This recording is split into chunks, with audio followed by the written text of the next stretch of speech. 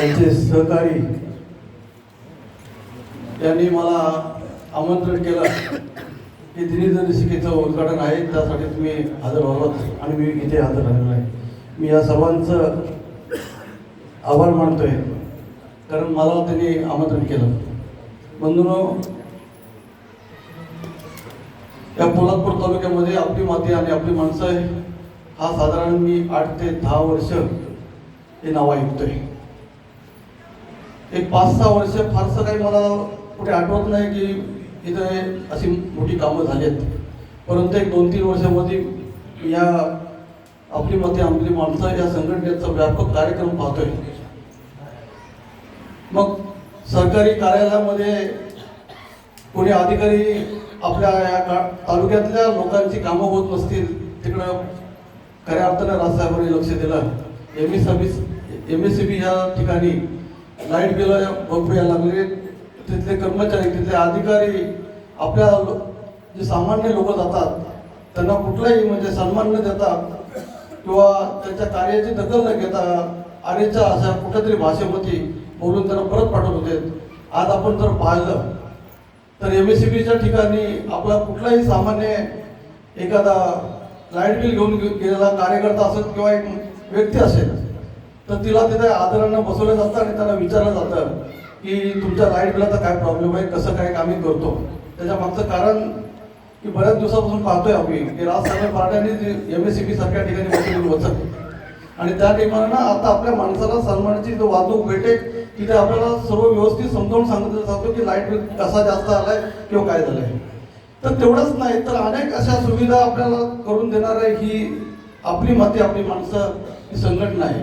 बंधूंनो, हिंदुत्वाची संघटना जशी आपण सर्व काम करतो. आता मग अशीच मला वाटतं कुठेतरी मोरे माऊली आपल्या आनंदाने सांगितलं की दीपा आमचं चांगलं काम करतोय, सामाजिक संघटना किंवा हिंदुत्व म्हणून जनजागृती असू दे, गोरक्षक म्हणून काम करतोय.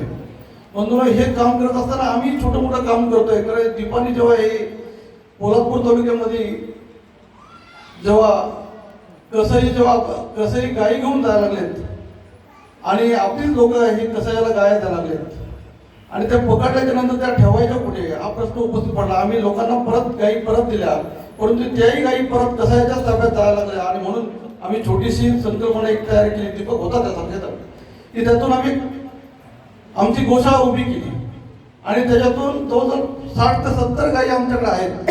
आम्ही कुठली योगदान किंवा शासनाचा कुठला अनुदान आम्ही घेत नाही. आमच्या पद्धतीने जे काय होईल ते आम्ही करतोय. दीपा, आमची एक सूचना आहे तुला की गायी बांधत असताना तुम्ही आता आमच्याकडे बैल पण बांधायला लागलात आणि महिना झाला ते बैल कोण घेऊन पण जात नाही. फुकट आम्हाला करता येत त्याचा. 4 गायींना जर आम्ही जर पेंडा आंबवान जर दिला तर तिथे आम्हाला निश्चित आम्हाला त्याचं पुण्य लाभेल. पण बैलांना फुकट पोसून काय. बंधूंनो, अधिक न वेळ घेता बरीचशी वेळ झालेला आहे. हा पारायणाचा कार्यक्रम आहे, त्याच्यामध्ये या संघटनेचा कार्यक्रम आहे. बरेचसे मान्यवर आलेले आहेत. उद्या निवडणुकीचा काळ आहे. आम्ही काही निवडणुकीला उभे नाही आणि पुढे राहणारही नाही, परंतु इथं बरीच मंडळी इथे आलेली आहे. माझं मी एवढंच विचार करतो आणि एवढंच सांगतो की ही आमची माती आमची माणसं ही संघटना या पोलादपूर तालुक्यामध्ये 1-2-3 वर्षामध्ये चांगली नावारूपाला आलेली आहे. अखंड पोलादपूर तालुक्याच्या सर्व जी काय आपले जे नागरिक आहेत त्यांची कामं चांगल्या पद्धतीने करतायत. शासन दरबारी या संघटनेची दखल घेतली जाते आणि त्या निमित्ताने कुठंतरी वचक असतो आणि म्हणून आपल्या लोकांची कामं होत आहेत असं आम्हाला दिसतंय. या संघटनेला मी येणाऱ्या काळामध्ये शुभेच्छा देतो. त्यांच्या पुढच्या वाटचालीसाठी शुभेच्छा देतो. त्यांच्या सर्व पदाधिकाऱ्यांना शुभेच्छा देतो. कालच ह्या ग्रामीण भागातील अध्यक्षांचा वाढदिवस झाला, मी शुभेच्छा दिल्या नाहीत. त्यांना मी एकदा पुन्हा शुभेच्छा देतो हरिप्रसाद पवार यांना आणि इथंच थांबतो. जय हिंद, जय महाराष्ट्र, रामकृष्ण. धन्यवाद साहेब. खरं तर आपण